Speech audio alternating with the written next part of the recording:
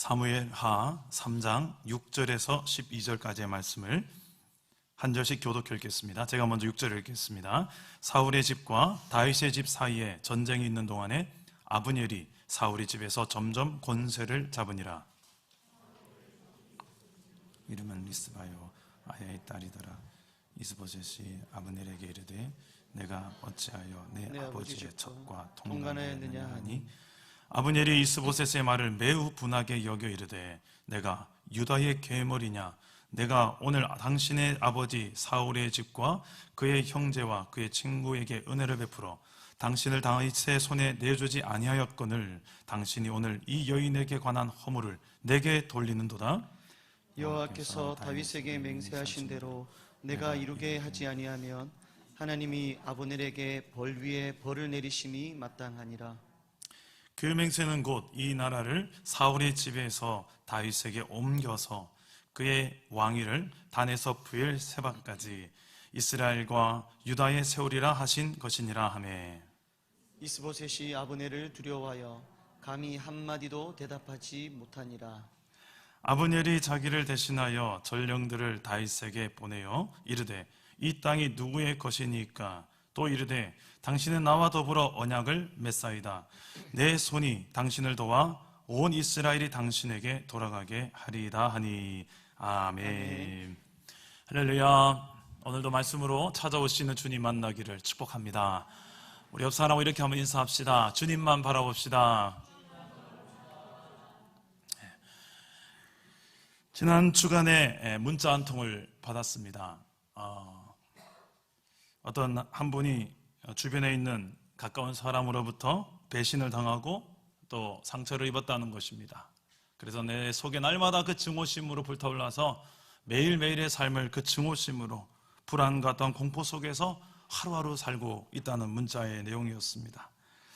참으로 가까운 가족이고 남편이고 또 동역자인데 우리의 인생이 참 상처 없는 곳이 잘 없는 것 같습니다. 가정이든 일터든 심지어는 교회조차도. 그리고 우리가 그만큼 질그릇처럼 깨지기 쉬운 연약한 그릇들이라는 것을 인정 안 할 수가 없는 것 같습니다. 세상은 상처의 연속 그리고 갈등의 연속에 우리가 살아가고 있습니다. 그런데 이 갈등을 해결할 능력은 없고 받은 상처와 고통에 대해서 해결할 능력조차도 없는 나를 볼 때 그의 인생 속에 과연 하나님의 나라라는 것을 누릴 수 있을까요?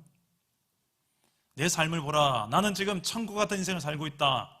하하하하 할 수 있을까요? 너무 괴로운데, 솔직히 너무 힘든데, 너무 아픈데 거짓말이죠.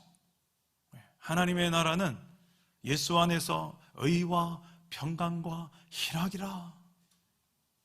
어떤 환경과 상황이 어찌할 수 없는 흔들 수 없는 의와 평강과 희락으로 충만한 그 삶이 하나님의 나라의 증표, 열매라 할 수 있을 텐데 그것을 딱 가로막는 장애물 중에 큰 적수가 하나 이 갈등의 관계와 상처의 문제입니다. 여러분들 지금 어떻습니까? 여러분의 가정은 안녕하십니까? 여러분의 일터와 또 교회 안에서 모든 관계 속에 다 원만하십니까? 아니면 겉으로는 표출 못하지만 내 속에는 해결되지 않은 갈등과 상처 문제로 울고 있는 내 모습이 여전히 있습니까? 제가 대신방을 하고 있는 중인데요. 대신방 하다 보니까 성도님들 한 가정을 이제 사랑남은교회가 1년 7개월 되지 않습니까? 그래서 대신방도 벌써 몇 번째가 되죠. 성도님들 한 가정을 알아가면 알아갈수록 그 가정 안에 있는 고통과 아픔의 깊이도 더 알아가게 되는 것 같아요. 그리고 함께 아파하고 함께 눈물을 흘리고 함께 기도하고 있는 지금 대신방이 진행되고 있습니다. 동시에 이 기도의 제목을 붙들고 기도하며 소망의 내를 향하여 함께 기도하고 있는 대신방이 계속되고 있습니다. 원컨대 우리 안에 이런 정말 하나님의 나라를 누리고 증거할 수 있는 그 방향을 가로막고 있는 이 장애물을 어떻게 좀 해결할 수 없을까? 성경이 하나님 나라 백성이 하나님 나라를 누리며 증거하며 살아갈 수 있는 매뉴얼이라고 그렇게 주장하는데 과연 성경이 정말 그렇게 말해줄까? 내 인생만큼은 아닌 것 같은데요, 목사님. 지금 내게 주어진 갈등과 상처 문제만큼은 성경도 하나님도 그 누가 와도 해결할 수 없을 것 같은데요. 너무 그 절망의 깊이가 커서, 너무 상처의 골이 깊어서 그래서 포기해버리고 에따 모르겠다, 그렇게 손을 놔버리고 싶은 상태에 있는 분이 혹시 있지 않은지 모르겠습니다. 오늘 말씀에서도 상처와 보복에 관한 말씀이 나오고 있습니다. 상처와 보복. 오늘 말씀은 사울이 죽은 다음의 이야기입니다. 그토록 다윗을 잡아서 죽이려고 쫓아왔던, 그래서 다윗이 10년 동안이나 광야에서 쫓겨다니는 인생을 살아야만 했던, 어떻게 보면 우리가 봤을 때는 분명히 원수인데 그 사울이 죽었어요. 그러면 이제 드디어 다윗의 시대가 열리겠구나, 우리는 기대할 것입니다만 무려 7년 6개월을 더 기다려야만 하는 상황이 됩니다. 온 이스라엘의 왕으로 세워지진 못하고 오직 유다 지파의 땅에서만, 12개 지파 중에서 오직 유다 지파에게만 왕으로 세움받습니다. 그리고 7년 6개월 동안 유다 땅을 다스리죠. 이 사울은 죽었지만 사울을 따랐던 군사령관 아브넬이 있습니다. 아브넬. 이 아브넬이라는 사람이 사울의 아들, 어린 아들이었던 이스보셋을 데려다가 사울의 뒤를 이을 왕으로 삼습니다.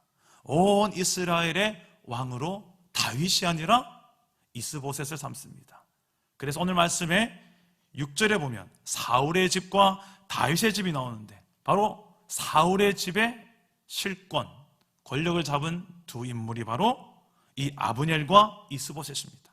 반대로 유다 땅에 불과하지만 그 유다 땅에서 왕으로 세워진 사람이 다윗이요, 그의 군사령관은 요압이라는 사람이 있습니다.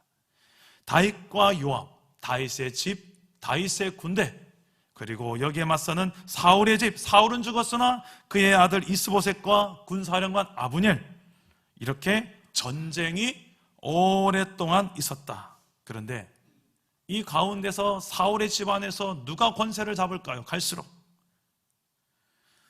사울의 아들인 이스보셋이 왕으로 세워졌는데 이스보셋일 것 같죠? 그런데 그렇지 않습니다. 우리 6절 말씀을 한번 봅시다. 6절 다 같이 한번 읽어보겠습니다. 시작. 사울의 집과 다윗의 집 사이에 전쟁이 있는 동안에 아브넬이 사울의 집에서 점점 권세를 잡으니, 자, 누가 권세를 잡습니까? 이스보셋이 아니에요. 왕이 아니에요. 군 사령관 아브넬이 잡아요. 우리가 어느 정도 예측은 할 수 있지 않습니까? 이스보셋을 왕으로 데려다가 삼은 사람이 누굽니까? 그렇죠. 군 사령관 아브넬이에요. 아브넬이 세웠으니까 내가 세운 사람이야. 그리고 이스라엘 백성들도 웬만큼 알 거예요. 아, 실권은 왕이 아니구나. 왕을 데려다가 왕을 삼은 저 아브넬이구나. 실제로 그렇게 권력의 구조가 아브넬 쪽으로 점점 가게 된 것입니다. 아브넬, 어떤 사람일까요? 처음에는 분명 그렇게 예상할 수 있겠죠. 죽은 사울 왕에 대한 충정심으로 그의 사울의 아들 이스보셋을 왕으로 삼아 사울의 왕권을 좀 유지하고자 하는 충정심으로도 볼 수 있지요. 어떤 이유인지 모르겠지만 세월이 흐르니 그가 변질된 건지 아니면 원래 그의 본색이 그런 의도가 있었는지 모르지만 분명한 것은 점점 더 그가 권력의 맛을 본 거예요. 힘의 맛을 본 거예요. 권세를 본인이 잡고 휘두르기 시작합니다.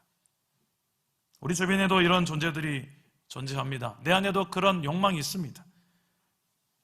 권력과 힘을 가지고 공동체 나 중심으로 돌아가도록 흔들리는 것을 좋아하는 그런 사람이 바로 군사령관 아브넬이었어요.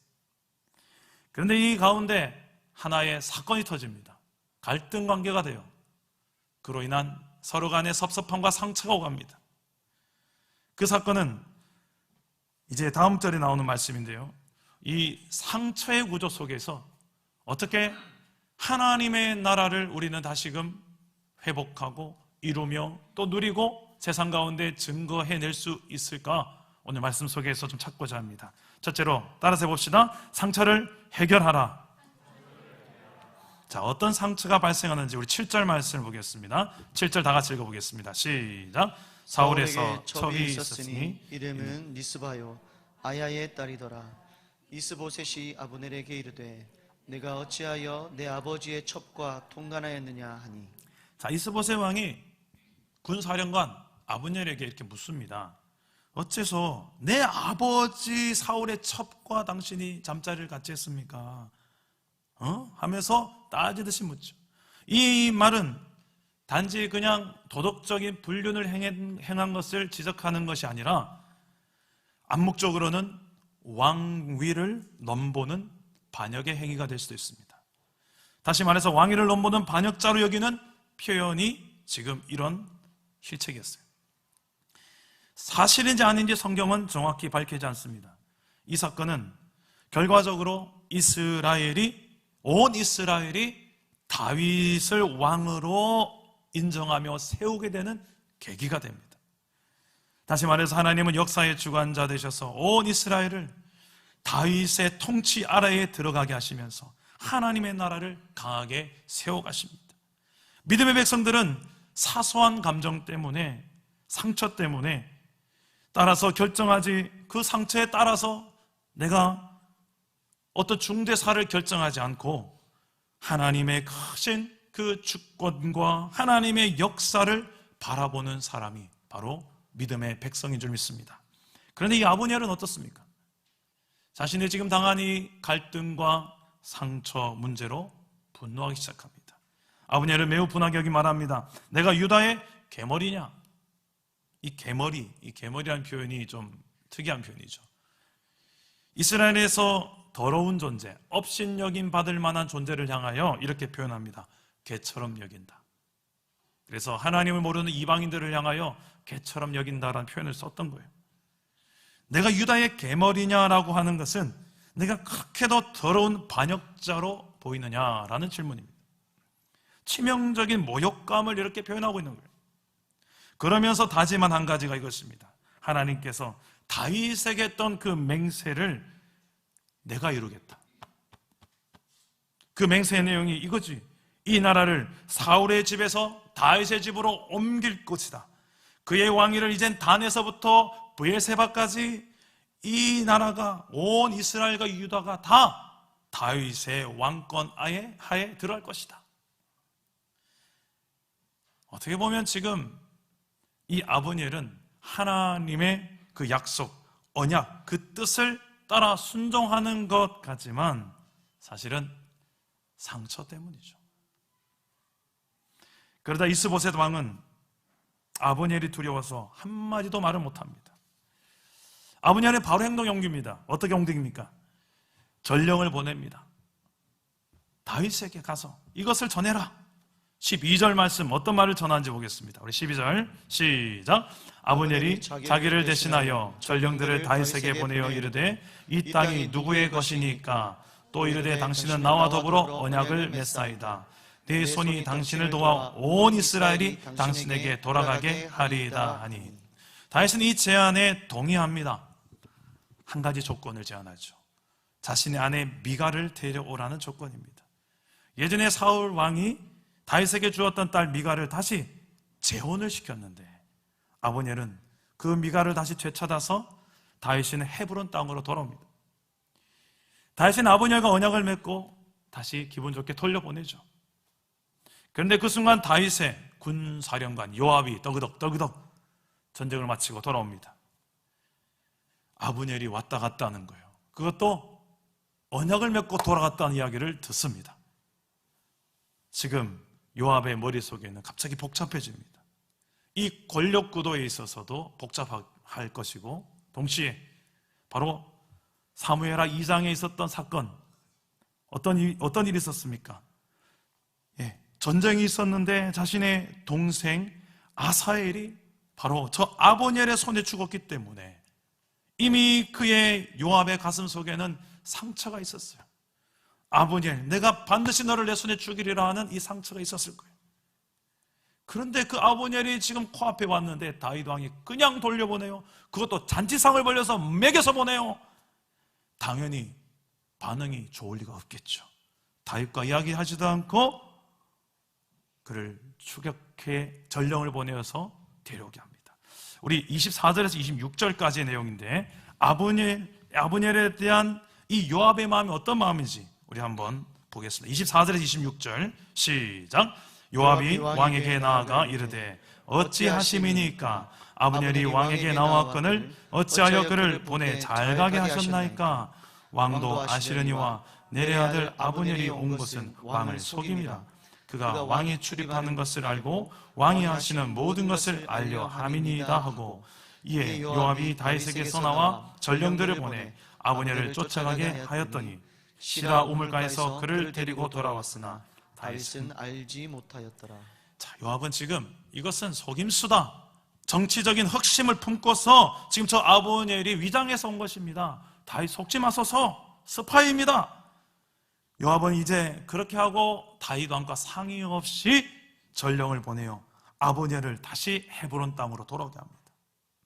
그리고 그를 죽여버립니다. 자신의 동생이 배에 찔려 죽었는데 정확하게 거기에 대한 보복이라듯이 배를 찔러 죽입니다. 그런데 이렇게 죽였던 정확한 이유를 30절에서 이렇게 암살의 이유를 이야기하죠. 다 같이 한번 읽어봅시다. 30절입니다. 시작. 요압과 그의 동생 아비새가 아브넬을 죽인 것은 그가 기브온 전쟁에서 자기 동생 아사엘을 죽인 까닭이었더라. 자기 동생 아사엘을 죽였던 그 보복, 상처, 거기에 대한 반응이었어요. 요압은 자신의 상처에 대한 복수를 할 때 이렇게 똑같이 갚아줬던 거예요. 상처는 또 다른 상처를 낳습니다. 해결되지 않은 상처는 사라지는 게 아니라 그 상처가 어디론가 또 다른 상처를 낳을 때가 얼마나 많습니까? 여러분의 그 가까운 사람들, 여러분의 사랑하는 가족, 동력자, 여러분들 이웃들에게 그 상처가, 내 안에 해결되지 않은 상처가 어느 날 나아가는 것을 볼 때 섬찟할 때가 있지 않습니까? 나도 이 상처 때문에 많이 아팠는데 어느덧 내가 그 상처를 내 아내에게 주고 있어요. 내 남편에게 주고 있어요. 내 자식들에게 주고 있어요. 그건 뭐가 좋은 거라고. 나도 내 부모 때문에 이 상처로 너무 힘들었었는데 어느 날 내가 그 상처로 내 자식들에게 똑같이 상처 주고 있는 내 모습이 보이더라니까요. 그 상처를 해결해야 되는 거예요. 목회를 하면서 참 많은 동력자들과 사역을 하다 보니까 좀 건강하지 않은 열매가 맺히는 것을 볼 때가 있어요. 저거 하나님 나라의 열매로 보기에는 저거 왜 저런 열매가 맺히지? 왜 저 주변에는 항상 저런 분쟁과 다툼과 원망과 시비와 또 서로 헐뜯음과 뒷대 수근수근거림과 이런, 가만히 보니 이분 안에 여전히 해결되지 않은 상처의 구조가 남아있더라는 거예요. 그리고 그 상처로 인해서 주변에 본인의 영향을 받는 영향권 안에 있는 사람들이 똑같이 그게 뭐가 좋은 거로 상처를 주고받고 먹고 마십니다. 여러분, 파이프가 녹슬어 있으면 아무리 깨끗한 삼다수각관이 흘러가도 녹순물을 마시는 거예요. 녹을 제거해야 되죠. 파이프를 갈든지. 여러분 속에 있는 그 상처를 해결할 수 있기를 축복합니다. 여러분은 어떤 상처가 있습니까? 아직 해결되지 않은 상처, 해석되지 않은 상처, 하나님의 관점으로 섭리로 은혜로 해석되지 않은 상처라면 주님 앞에 나아갈 수 있기를 바랍니다. 그 상처를 가지고 있는 한 여러분의 삶 속에서는 하나님의 나라, 의와 평강, 희락 누리지도 증거할 수도, 온전히 그렇게 나아갈 수도 없을 거예요. 그렇다면 구체적으로 어떻게 이 상처와 갈등을 해결할 수 있을까? 그 방법이 좀 궁금하지 않습니까? 어떻게 우리는 이런 갈등과 상처의 구조 속에서도 상처를 해결하며 하나님의 나라를 이루고 누리며 증거할 수 있을까요? 따라서 해봅시다. 도피성으로 들어가라. 자, 오늘 말씀에 이 사건이 일어나고 있는 공간이 어딜까요? 헤브론성이에요. 헤브론성. 이 헤브론 성으로 가라고 하신 분이 누굴까요? 다윗과 그의 함께 했던 사람들에게 처음 헤브론 성으로 가라 했던 분이 누굴까요? 하나님. 하나님께서 헤브론 성으로 가라고 했어요. 그런데 이 헤브론 성은 이스라엘에 있던 6개의 도피성 중에 한 성입니다. 도피성은 하나님이 왜 세우셨을까요? 여호수아 시절에 이스라엘 백성들이 의도적인 아닌, 고의가 아닌 부지 중에 잘못 실수로 저지른 살인이 일어났을 때 거기에 대한 보복으로부터 지키고, 그리고 재판할 때까지 그 사람을 잘 보존하는 목적으로 세워진 것이 도피성이었습니다. 하루길만 가면 갈 수 있는 거리에, 이스라엘 어디든지 하루길만 가면 갈 수 있는 곳에 6군데를 세워놓으셨어요. 그리고 유대 전승에 따르면 도피성으로 가는 길이 잘 뚫려 있었답니다. 그리고 팻말도 잘 돼 있었어요. 왜 이렇게 놨을까요? 불필요한 보복을 막고자 하시는 하나님의 의도예요. 우리가 연약해서 실수할 수도 있죠. 성경대로라면 이런 실수를 한 거예요. 열심히 나무를 이렇게 도끼질 하다가 도끼 무지막지한 도끼날이 휙 날아갔는데 뒤에서 똑같이 도끼질 하던 친구의 머리를 딱 맞고 그냥 사망한 거예요. 이 피해 보복을 할 수 있는, 살인은 살인으로, 피해는 피로 할 수 있는, 그래서 합법적으로 그를 보복할 수 있었던 제도가 있었기 때문에 그를 쳐 죽일 수 있었어요. 돌로. 그러나 실수로 고의로 이루어진 살인이기 때문에 그는 재판 때까지 그는 생명이 보존될 필요가 있었던 거예요. 하나님은 그래서 재판 때까지 그 도피성이라는 곳에 있는 자들은 그 어떤 유가족들이 와도 그를 보복할 수 없는 제도를 만들어 놓으신 거예요. 물론 재판이 치러지고 난 다음에 이 사람의 고의성이 드러나거나 의도성이 드러났을 때는 그도 똑같은 사형에 처했습니다. 하나님은 공의의 하나님이시기 때문에. 그러나 하나님 어떻게 해서든 살인, 또 다른 보복, 또 다른 살인이 일어나는 것을 원치 않으셨습니다. 이런 6군데나 하나님께서 도피성을 세우셔서 그 도피성으로 하나님께서 하나님의 나라의 모델을 보여주고 싶어 하셨던 의도가 보입니다. 하나님께서는 왜 이스라엘의 가장 왕의 모델로 세운 이 다윗 왕에게 다른 곳으로 도피하라고 할 수 있겠지만, 다른 곳에 가서 너의 왕권을 세우라 할 수 있겠지만 왜 유다의 헤브론일까? 하필이면 그 도피성일까? 분명 하나님의 의도가 있었던 것입니다. 자, 이 도피성 안에 있었던 사람들, 고의가 아니지만 어찌됐든 사람을 죽인 거잖아요. 그 사람들 간에 어떤 대화가 있었을까요? 이렇게 이야기하겠죠. 김 집사님, 혹시 어떤 죄를 짓고 여기 오셨습니까? 저는 나무를 자르다가 그만 실수로 도끼날이 빠져 이웃을 쳐서 죽겠습니다. 그렇군요. 박 집사님은 어떻게 하다가 여기 오셨습니까? 저는 밭에서 꽃갱이질을 하다가 꽃갱이가 훅 날아가서 옆에 있는 나무개를 그냥 죽게 해버렸답니다. 그랬군요. 자신의 실수를 인정하고, 그리고 어찌됐든 사람을 죽게 한 그 죄에 대해서 충분히 돌아볼 수 있는 곳, 바로 도피성이었어요. 그 속에서 이런 이야기가 있었을까요? 그래도 내가 당신보다는 덜 죄인이네요. 내가 당신보다는 좀 더 나은 죄인이네요. 이런 이야기를 한다는 자체가 웃긴 이야기죠. 사람을 죽였는데 어찌됐든 당신도 죄인, 나도 죄인, 서로 정죄하기보다는 그랬군요. 서로를 불쌍히 여기며 도피성 안에서 서로의 실수를 이해하고 또 용서를 어떻게 내가 그 유가족에 구하면 좋을까, 이런 고민들이 오가지 않았겠습니까? 정말 그게 고의가 아니라면. 그러다가 이 대제사장이 죽어야만, 대제사장이 피를 흘려야만 그들이 그 도피성을 나가고, 무죄함이 인정됐을 때 도피성을 나가게 되고 가족으로 돌아갈 수가 있었어요. 이것은 우리의 영원한 대제사장 되시는 예수님을 예표합니다. 예수 그리스도께서 저와 여러분들의 대제사장이 되어주셔서 십자가에 대신 죽으심으로 우리의 죄값을 대신 치러주신 사건, 그 사건을 또한 드러내는 대목이기도 합니다. 오늘날 교회가 어떤 공동체일까요? 깨끗한 사람들만 모이는 곳일까요? 죄 없는 사람들이 모이는 곳일까요? 온전하고 성숙한 사람들만 모이는 곳일까요?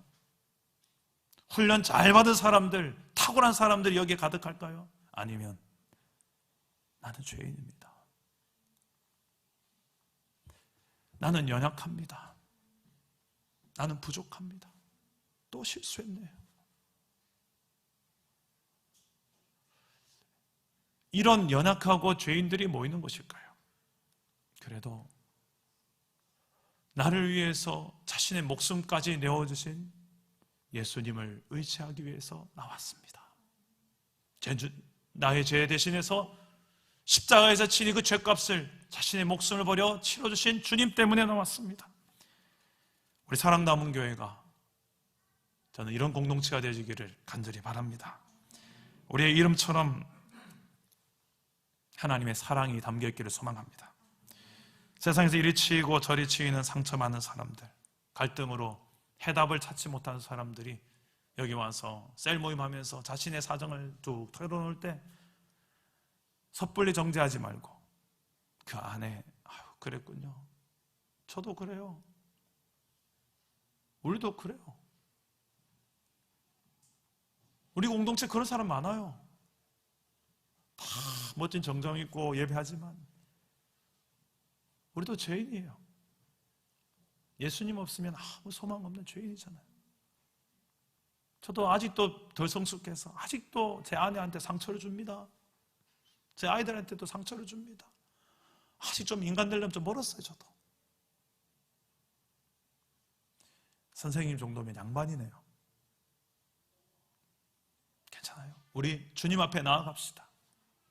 주님은 우리를 다시 한 번 더 회복시켜 주시고 당신의 우리의 회개를 또 들어주시고 놀라운 소망의 길로 인도하실 것입니다.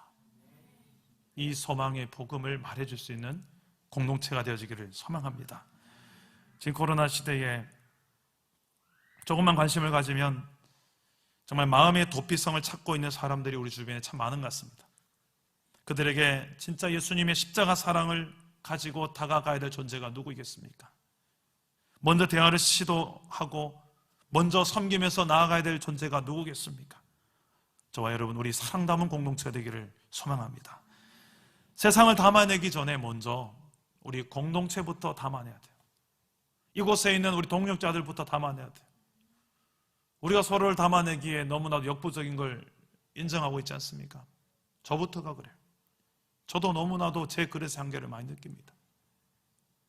제 사랑으로, 제 인내로, 제 인격의 그릇으로 참 많이 부족함을 인정해요. 부족한 저를 많이 용납해 주셔서 그래도 사랑 담은 교회가 여기까지 온 것 같아요. 우리 사랑 담은 교회 공동체 안에 진정한 도피성이 되시는 주 예수 그리스도가 계시기 때문에 저도 지금까지 여기서 이 부족한 사람의 목회를 하고 있고 여러분과 함께 여기까지 온 줄 저는 믿습니다. 도피성 안에서, 예수 그리스도 안에서 이루어지는 이 놀라운 회복과 치유가 우리 안에서 일어날 수 있기를 주님의 이름으로 축복합니다. 그런데 오늘 말씀의 요압은 도피성 안에 있음에도 불구하고 자신의 동생을 죽였다는 그 상처 문제를 극복하지 못하고 보복의 칼을 휘두릅니다. 똑같은 부위 배를 찔러 죽입니다. 그런데 실제는 자신의 동생이 그 아브넬이 의도해서 죽였던 게 아니죠. 안 죽이려고 몇 번이나 다른 상대를 찾으라고 권유를 했으나 끝까지 빠른 발, 자신의 발을 믿고 쫓아왔던 그가 도리어 죽음을 자초했죠. 그리고 창의 뒤끝을, 그 뭉텅한 뒤끝으로 쳤는데 얼마나 빨리 아사엘이 달려왔으면 배가 그 가속도에 못 이겨서 관통해서 죽고 말지 않습니까? 어떻게 보면 고의적으로 죽인 게 아니죠. 고의적으로 죽이지 않은 아브넬. 그가 지금 어디에 와 있습니까? 도피성에 와 있어요. 이 도피성이 어떤 곳인지 이들이 알까요, 모를까요? 너무 잘 알죠. 그 도피성 안에서 기다려야 되겠죠. 그리고 서로 간에 충분한 이게 어떻게 해서 이루어진 이야기인지 들어도 봐야 되겠죠. 그런데 그런 정황 상황도 전혀 없습니다. 자신의 상한 감정만으로 행동을 저지른 거예요. 그 결과가 어떻게 될까요? 우리 29절 말씀 다 같이 한번 봅시다. 29절입니다. 시작. 그 죄가 요압의 머리와 그의 아버지의 온 집으로 돌아갈지어다. 또 요압의 집에서 백탁 병자나 나병 환자나 지팡이를 의지하는 자나 칼에 죽는 자나 양식이 떨어진 자가 끊어지지 아니할지로다 하니라. 이 저주가 지금 다윗의 입에서 쏟아지고 있어요. 저는 참 다시 눈을 씻고 봤어요. 이 진짜 다윗이 한 말이 맞나? 그 찬양의 대가요, 그 인격적인 왕이 어떻게 이런 저주를 쏟아낼 수 있을까? 그런데 이만큼 엄격하게 지금 대처하고 있는 다윗을 지금 성경은 의도적으로 보여주고 있습니다. 결국 열왕기상 2장에 가면 요압은 솔로몬 왕 시절에 처참하게 처형을 당합니다. 비참한 결말이 기다리고 있는 거예요. 오늘 예수를 믿고 하나님의 백성 된 저와 여러분의 삶 속에서도 이와 같은 안타까운 일들이 계속 벌어지고 있을 때가 있습니다. 우리가 사는 삶, 우리가 사는 모든 생활 속에서는 죄인들이 예수 그리스도라는 그 도피성 안에서 있기 때문에 우리가 살아갈 수 있는 그분의 은혜 아래에서의 삶이란 사실을 잊지 마시기를 바랍니다. 그리고 그 안에서 서로를 용서할 수 있는 은혜, 서로의 연약함, 내가 잘못한 부분에 대해서 솔직하게 시인할 수 있는 은혜, 그리고 서로의 그 부족함을 좀 용납할 수 있는 은혜. 왜? 나도 죽을 죄인인데 그분의 은혜로 내가 여기 있는데 이걸 진정 시인한다면 그렇게 나도 용서하고 용납할 수가 있는 것입니다. 이런 부분들을 도피성 안에서 바라볼 때, 은혜 아래에서 서로를 바라볼 때에 우리는 갈등과 상처의 구도 속에서도 도피성 대신 예수 그리스도 앞으로 달려가는 자들은 다시금 하나님의 나라 관계를 회복하고 이루며 누리게 될 줄 믿습니다. 마지막으로 어떻게 우리는 갈등과 상처 구조 속에서 하나님 나라를 이루고 누리며 증가할까요? 따라서 합시다. 상처는 공감하되 죄는 냉정하라. 다윗은 이 아브넬의 죽음에 대해서 진심으로 애도하며 애가를 부릅니다. 도피성에서 암살당한 이 아브넬의 아픔, 다윗이 충분히 공감해요. 그와 동시에 요압의 보복에 대해서는 냉정하게 지적하고 심판합니다. 심판을 선언하죠. 이어지는 이야기는 이제 사무엘 4장에서 아브넬이 죽었다, 암살되었다는 소식이 이제 온 이스라엘에 전해집니다. 가장 놀란 사람 누굴까요? 이스보셋 왕입니다. 그가 힘이 쫙 빠져버려요. 이제 나는 누굴 믿고 이 나라를 이끌어갈까 고민하고 있는데, 그때 이스라엘의 군대 지휘관 2명 레갑과 바나란 2사람이 왕을 암살합니다. 이스보셋 왕을 암살해버립니다. 그리고 그의 머리를 베어서 들고 다윗에게로 밤새도록 달려갑니다. 무엇을 기대하며 갔을까요? 그렇죠, 이제 다윗의 칭찬, 상급을 기대하고 갔겠죠. 이제 당신이 온 이스라엘의 실권, 실세, 대세, 당신이 왕이 될 게 뻔하니까 빨리 내가 이 공로를 세워서, 그렇죠, 한 자리 차지하겠다는 거죠. 그런데 다윗은 정반대의 반응을 합니다. 다윗은 오히려 이 2사람을 살인자로 지명하며 그 수족을 잘라, 팔다리를 잘라서 헤브론 목가에 대롱대롱 매달아 놔서 본보기로 삼아버립니다. 포상을 기대하고 이스보셋 왕의 머리를 가져갔건만 결과는 자신들의 손발이 잘려서 본보기가 되는 결과를 보였습니다. 처참한 결과죠. 다윗은 죄에 대해서 우유부단하지 않고 냉정하게 처리합니다. 그리고 온 이스라엘의 본보기를 삼습니다. 왜요? 하나님의 나라는 이런 것이다라는 걸 보여주기 위해서요. 모델이 되어지는 이스라엘, 하나님 나라의 모델은 이스라엘이 어떻게 통치해야 될지 다윗은 정확하게 알았던 거예요. 하나님께서는 얼마나 이 죄에 대해서 심각하게 생각하시는지. 오늘날 교회 공동체도 마찬가지입니다. 세상 나라 속에서 하나님 나라를 이루고 보이며 증거해야 될 그 존재가 교회인데, 죄와 상처라는 구조 속에서 교회가 어떤 태도를 취하며 걸어가야 될지 우리의 입장, 분명한 입장을 취해야 될 필요가 있습니다. 우리의 연약함, 미숙함, 해결되지 못한 상처들로 인해서 누군가 고이든 아니든 발생하게 되는 이 죄 문제에 대해서, 죄에 대해서는 아주 냉정하게 우리가 태도를 취해야 되는 거예요. 죄의 결과가 얼마나 치명적인지를 알게 되면 죄 문제를 그냥 적당히 얼렁뚱땅 넘기지 못할 것입니다. 그 죄의 결과가 얼마나 처참할까요? 얼마나 치명적일까요? 그것을 지금 다윗이 보여주고 싶은 거예요. 하나님이 그렇게 생각하시니까. 하나님의 나라는 그런 나라니까. 죄는 절대 용납할 수 없는 나라가 하나님 나라니까. 회개라는 관문을 통과하지 않은 그리스도인은 가짜 그리스도인입니다. 정확하게 말하면 이 죄 문제가 해결되지 않으면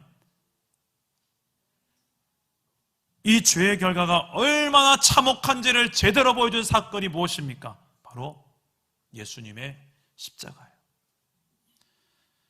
당시 가장 중죄인이 죽어야만 했던 사형틀이 십자가였습니다. 십자가는 단지 우리를 향한 하나님의 사랑과 용서를 보여주기 위한 그 도구가 아니었습니다.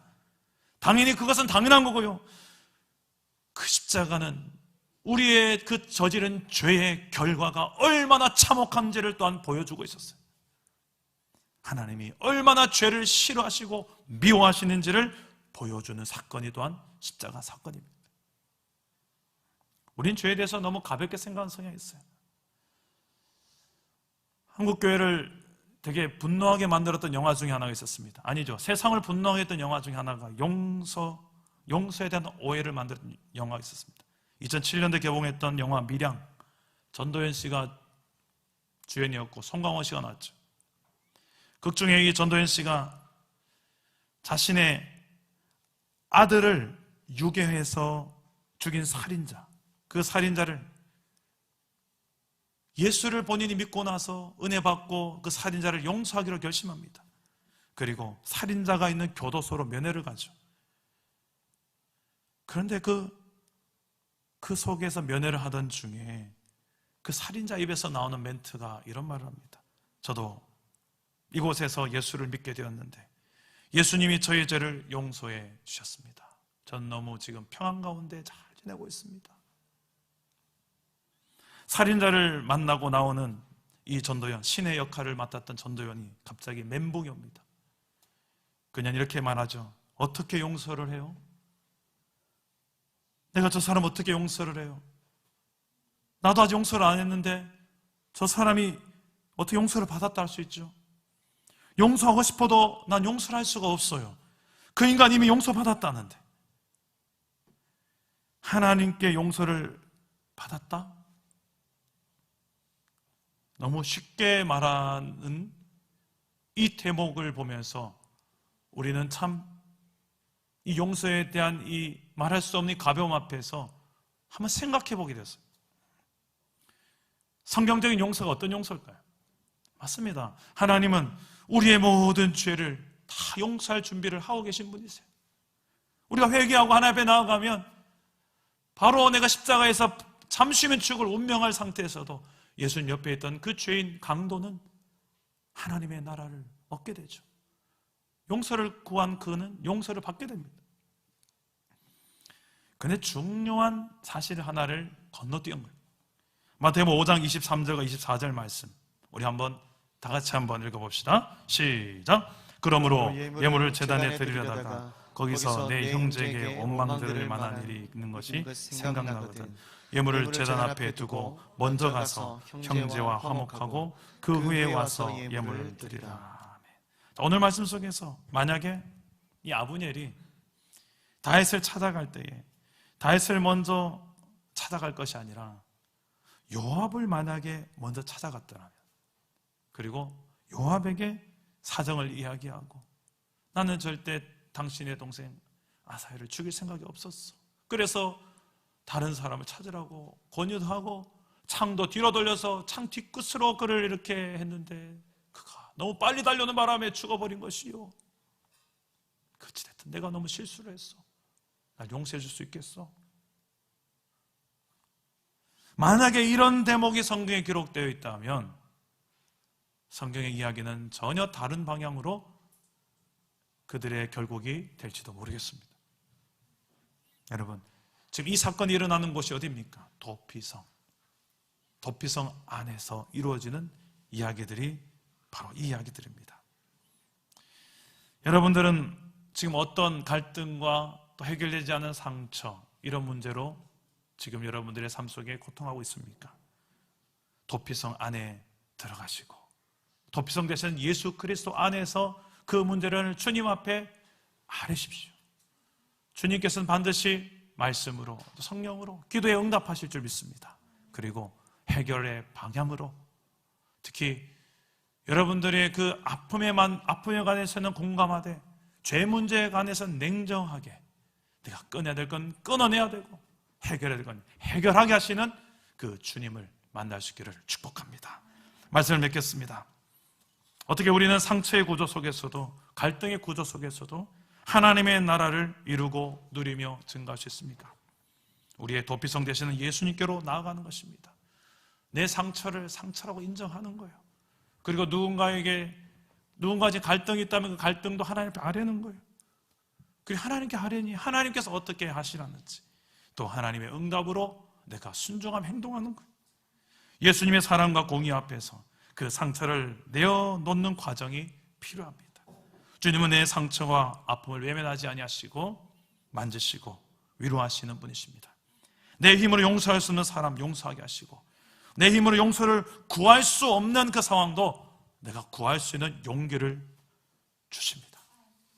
그리고 죄 문제에 있어서는 냉정하게 나에게 결단을 요구하십니다. 다시 봐봐. 너 이거 잘못한 거 있잖아.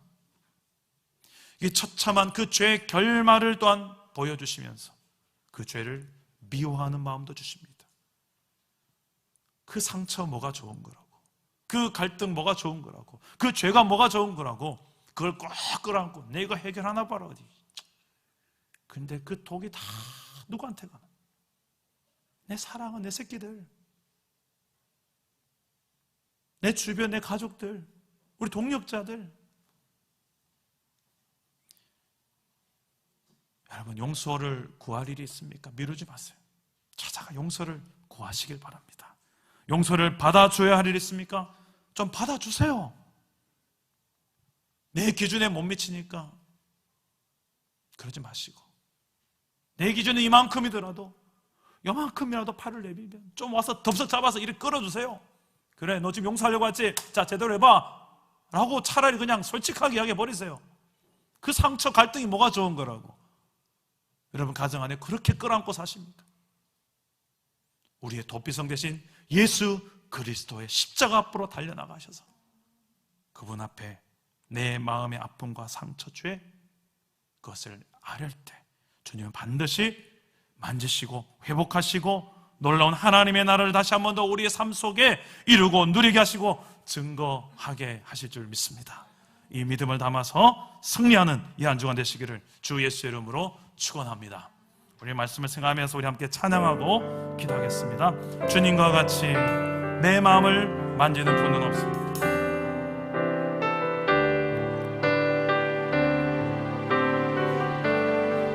주님과 같이, 주님과 같이 내 마음 만지는 분은 없네. 오랜 세월 찾아 나날았네. 내겐 주밖에 없네. 주님과 같은 분 없습니다. 주님과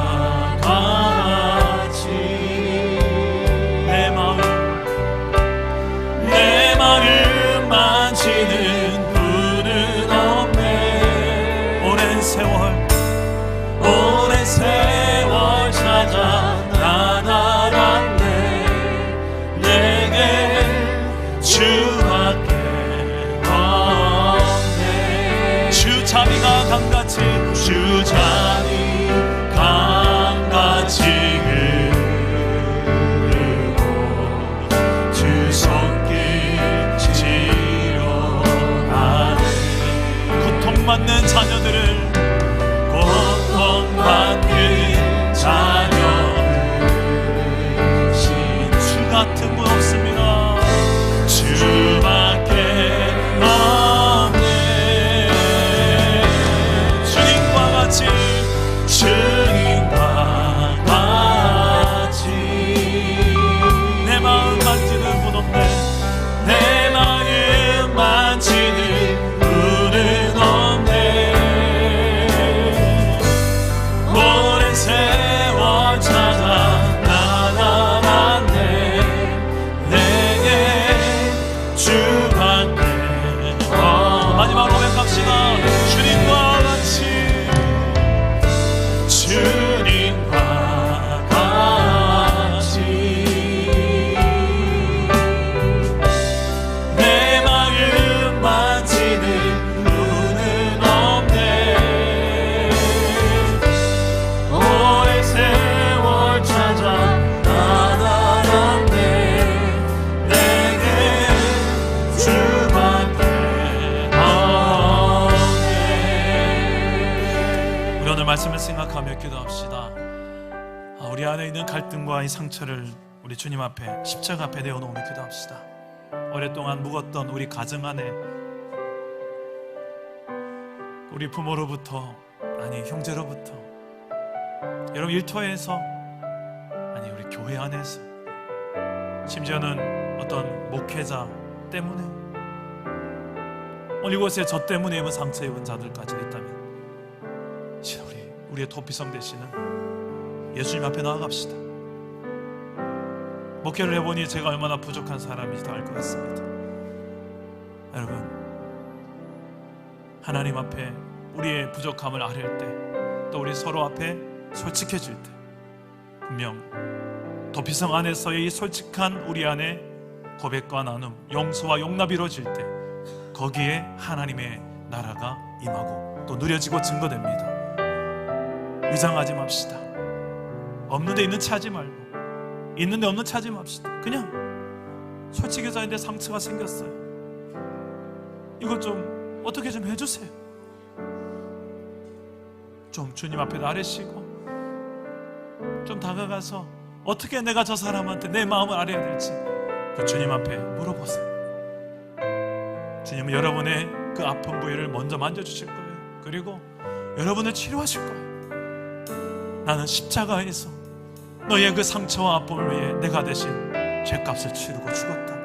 너의 고통을 대신 고통하면 내가 십자가에 죽었다. 나의 고통은 너희가 당했던 고통이었다. 나는 너희보다 더 아프다. 그 예수의 십자가 아래에서 해결되지 못할 상처 없고, 예수 그리스도의 십자가 앞에서 해결되지 못할 용서 없습니다. 우리 그분 앞에 나아갑시다. 우리의 도피성 되시는 예수 앞에 나아갑시다.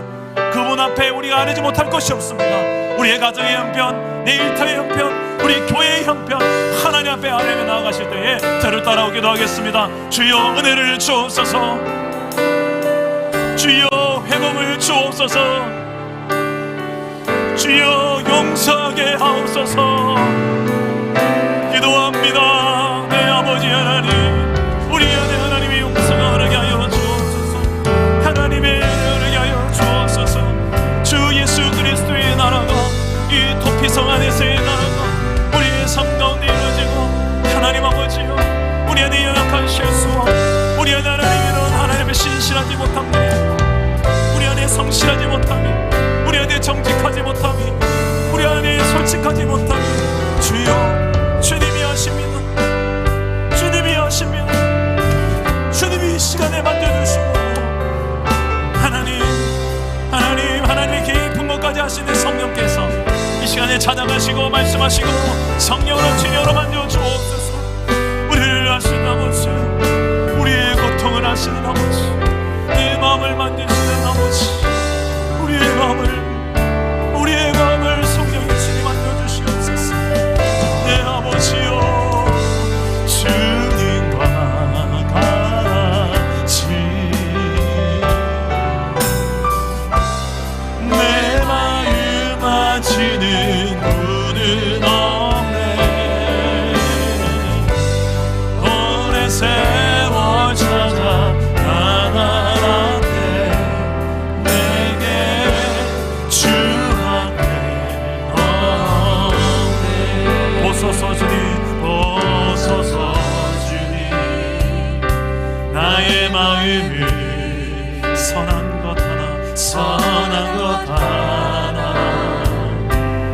없습니다. 그러나 내 모든 것을, 그러나 내 모든 것 주께 드립니다. 사랑으로 안으시고 날 새롭게 하소서. 오소서 주님, 오소서 주님, 나의 마음을 선한 것 하나 없습니다.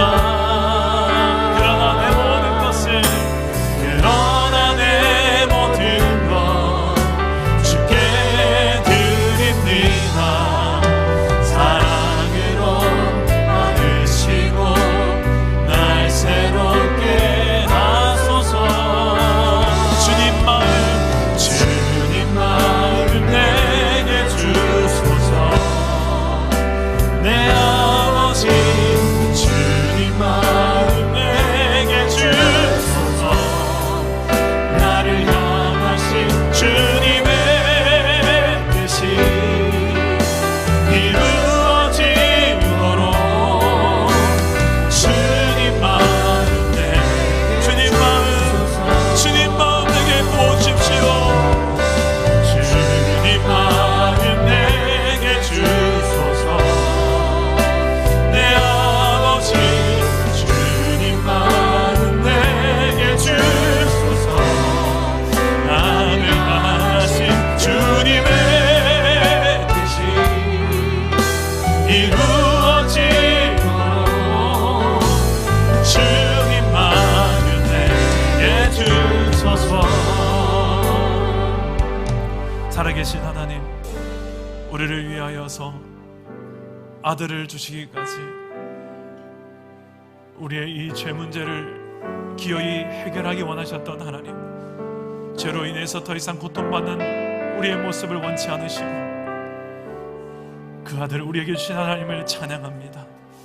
우리에게 주어진 놀라운 이 도피성과 같은 분 예수 그리스도를 우리가 아버지요, 날마다 내가 그 안에 있음을 잊지 말게 하시고, 예수님 밖에서 나는 상상할 수도 없는, 예수님 밖에서의 나는 소망이 없는 나임을 인정하며, 그분 안에서 은혜 아래에 있는 나를 인정하며, 내 주변에 수많은 이 연약한 영혼들의 상황들, 상처로 얼룩져 있고 결핍으로 얼룩져 있고 중독으로 얼룩져 있고, 이런 시대 가운데서 우리가 그 가운데서 우리가 담아낼 수 있는 영혼들이 더 많아지게 하여 주옵소서. 그리스도의 십자가의 사랑으로 담아내게 하여 주시옵소서. 하나님, 그 아픔은, 그 상처는 함께 울어주고 함께 공감하되, 죄에 대해서는 우리가 아주 냉정하게 끊어야 될 건 끊어낼 수 있는 결단할 수 있게 해주시고, 정직하게 하시고, 하나님 앞에 회개할 건 회개하게 하시고, 아버지요, 그 하나님 나라에는 어울리지 않은 이 꺼리끼는 것들을 과감하게 청산하는 은혜가 있게 하여 주시옵소서. 우리 사랑 담은 공동체가 그런 하나님의 나라를 누리고 보여주는 공동체가 되어지기를 간절히 소망하고 예수 그리스도 이름으로 기도드립니다. 아멘.